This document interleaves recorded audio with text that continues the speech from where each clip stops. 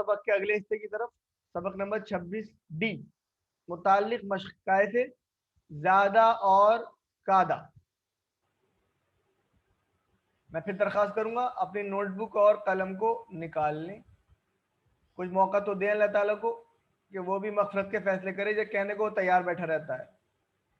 हल मिन साइलिन, है ना हदीस मौजूद कि रात के आखिर हिस्से में कि कुछ ऐसा सिस्टम है कि अल्लाह ताला और करीब हो जाता है, आवाज़ लगाई जाती है कोई मांगने वाला, मैं उसकी मग़फ़िरत कर दूं, है कोई सवाल करने वाला जो प्रॉब्लम है सॉल्व हो जाए, तो है कोई बख्शिश चाहने वाला, है कोई अल्लाह की किताब का इल्म सीखने जानने वाला, तो सीख लीजिए, कॉपी पेन निकालिए, प्रैक्टिस कीजिए।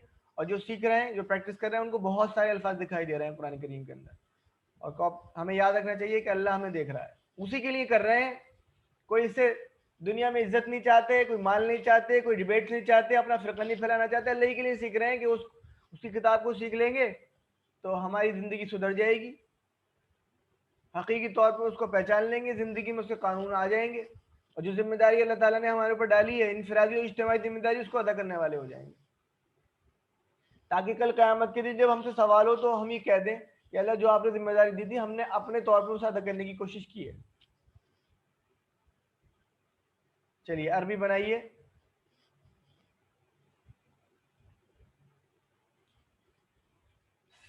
सो बढ़ा दिया उनको अल्लाह ने बीमारी में। सो के लिए क्या लगेगा आपको पता है, बढ़ा दिया, अभी पढ़ा है, बढ़ा दिया के आखिर में जोड़ेंगे उनको, और अल्लाह ने आ जाएगा। बीमारी में, बीमारी आपको पता है, अभी पढ़ा है।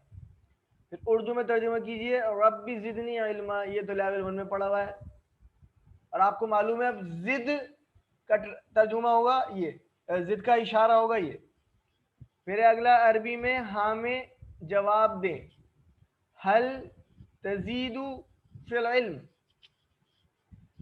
हल का मतलब क्या, तजीदु क्या होगा, ये आप ज्यादा करते हैं, फिल इल्म, इल्म में, इसका जवाब देना है आपको हाँ में। तो मुझे उम्मीद है आप लोगों ने लिख लिए होंगे इसके आंसर्स। आइए आंसर्स टैली कर लेते हैं जी। सो बढ़ा दिया उनको अल्लाह ने बीमारी में, तो सो के लिए आ गया फा। ज्यादा, ज्यादा का मतलब उसने बढ़ाया, हम उन सबको, फजादा हम, बस बढ़ा दिया या ज्यादा कर दिया उन सबको, किसने, अल्लाह, अल्लाह ने, मरदन, बीमारी में। और ये कब किया अल्लाह ताला ने, उनकी हरकतों के बाइस। ना अल्लाह ताला किसी की बीमारी बढ़ाता है ना घटाता है, ना हिदायत देता है ना हिदायत छीनता है, उसका कानून है जिसके थ्रू ये काम होते रहते हैं, और कानून बनाने वाले की तरफ उस कानून को रेफर कर दिया जाता है कि उसने करा ये काम। ये प्रिंसिपल खूब समझ लीजिए। पूरे कुरान में अगर ये प्रिंसिपल नहीं जानेंगे अल्लाह की लॉ का, तो ऐसे ही परेशान होते रहेंगे, और फिर लोग सवाल उठाएंगे, अब आपका अल्लाह ताला तो ऐसा है कि वो गुमराह भी कर देता है, हिदायत भी देता है, भाई हमें गुमराह कर दिया तो हम क्या करें। इसका कोई जवाब नहीं है फिर, अगर अल्लाह का कानून नहीं समझ सके। और देखिए मुसलमानों में जब बात रखेंगे आप, तो मुसलमान तो सर झुका लेते हैं, जी हाँ अल्लाह ताला कह रहा है तो भाई ऐसे ही होगा, चाहे समझ में आए नहीं आए, कहने को गलत है ये बात। तो मुसलमान तो 200 करोड़ ही है ना, 500 करोड़ तो गैर मुसलमान है, उन तक भी तो पैगाम लेके जाना था। वो आपके हलक में हाथ डाल देंगे, और उनको हक है डालने का, वो आपसे सवाल करेंगे कि भाई ये तो ऐसे लिखा हुआ है इसमें, अब तुम्हारी किताब में लिखा हुआ है, वो कहेंगे आपसे, अब उस पर ईमान नहीं रखते ना, तुम्हारी किताब में लिखा है कि अल्लाह ताला गुमराह करता है, तो उसने मुझे गुमराह कर दिया, तुम क्यों परेशान कर रहे हो मुझे। आपके पास जवाब होना चाहिए उसका। अब वो जवाब कहें आपसे अल्लाह ताला ने हिदायत नहीं दी मुझे, तो बताओ तुम क्यों परेशान कर रहे हो। तो ये उसकी कमी नहीं है, आपकी और हमारी कमी है। उसका तो सवाल बिल्कुल जायज़ है, हमने कुरान को पढ़ा नहीं, या जिस अंदाज में हमने पढ़ा है अभी तक, तो उसमें उसके जवाब नहीं मिलते। एक हमारी एक क्या कहा जाए, कंडीशनड सोच है, एक सोच को कंडीशन ऐसी चली आ रही है ऊपर से, इसका मतलब तो यही हो सकता है, यही चला आएगा, यही चला आएगा, यही चला जाएगा। साइंस की दुनिया में ऐसा नहीं होता है, मैं आपको बहुत बार बता चुका हूँ ये बात। देखिए एटम, जो सबसे छोटा पार्टिकल समझा जाता है, शुरुआत में आगे एटम, डाल्टन ने कह दिया कि एटम सबसे छोटा है, सब लोगों ने मान ली डाल्टन की थ्योरी, वो बाद में पता चला एटम छोटा नहीं है। तो डाल्टन की इज्जत आज भी बाकी है, मगर अब कोई ये नहीं कहता कि एटम सबसे छोटा है। आज भी किताबों में पढ़ाया जाता है कि डाल्टन ने एक थ्योरी दी थी कि एटम छोटा है सबसे, मगर वो थ्योरी गलत है। डाल्टन की इज्जत अपनी जगह है, مگر ٹائم کے ساتھ جب ڈیلٹن کی بات غلط ثابت ہو گئی تو وہ نہیں مانی جاتی ہے. پھر آگے ایک سائنٹسٹ آ گئے تھامسن, تو انہوں نے ایک ماڈل دے دیا ایٹم کا.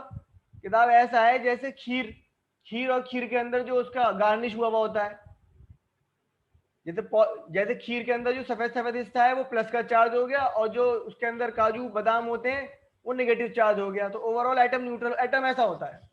اس ٹائم دھوم مچ گئی, اب تھامسن نے اپنا ماڈل دیا, سب لوگوں نے قبول کر لیا اس کو. بعد میں پتا چلا غلط تھا. ردرفورڈ نے آ کے بتایا نہیں یہ تو غلط ہے ان کا ماڈل, اور ردرفورڈ نے صحیح ماڈل دے دیا. تو آج بھی کیمسٹری کی کتاب میں شروعات سے پڑھایا جاتا ہے تھامسن کا ماڈل ہی پڑھایا جاتا ہے پہلے.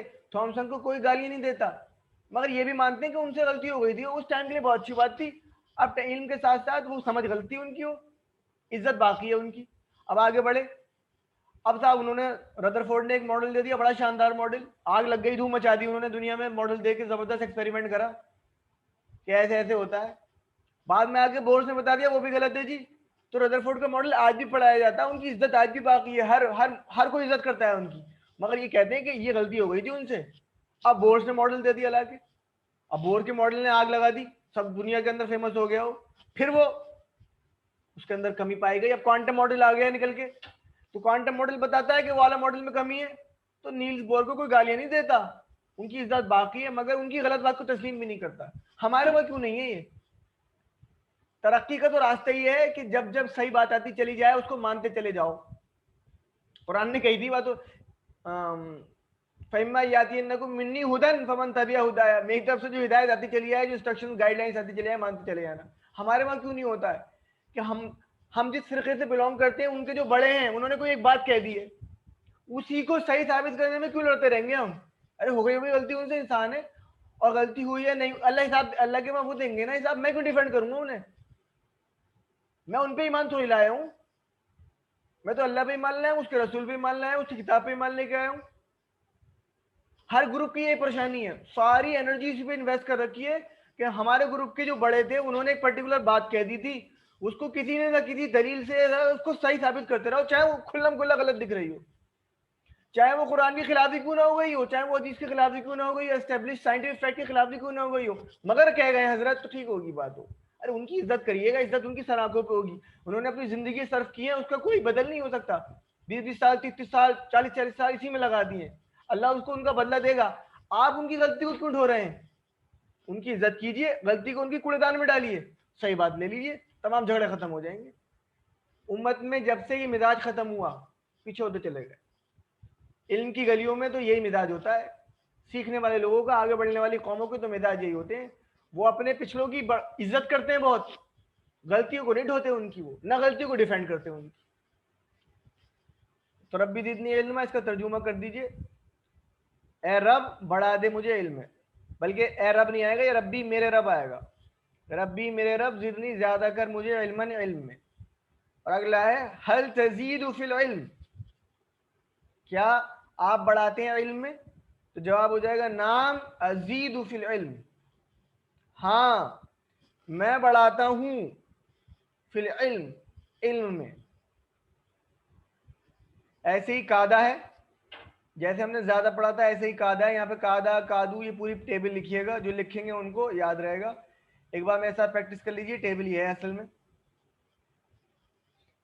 قاعدہ قادو کتا کتو, یہ جو چینجز آ رہے ہیں یہ حرف علت کی وجہ سے آ رہے ہیں, ورنہ فعلا فعلو فعلتا فعلتو, اب یہ بیچ میں حرف علت کی وجہ سے چینجز آئے ہیں. برحال کتو کتم کدنا, اور یہ قادت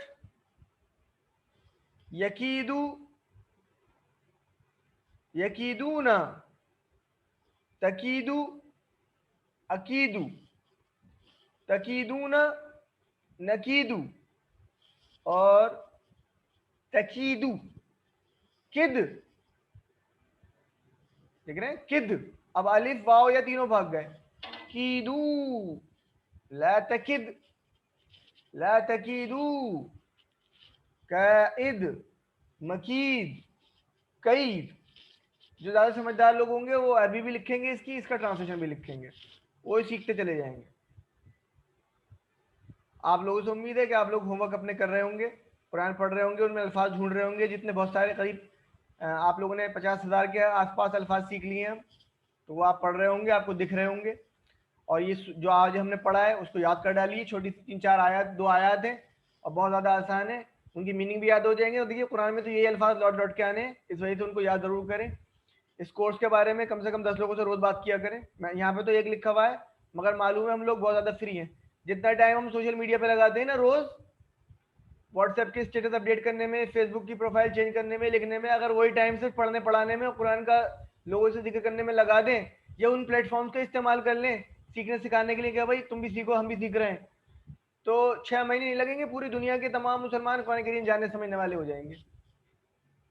और नमाज में अलग अलग सूरतों में कुरान करीम की तिलावत करिए, इससे नमाज में खुशू पैदा होगा।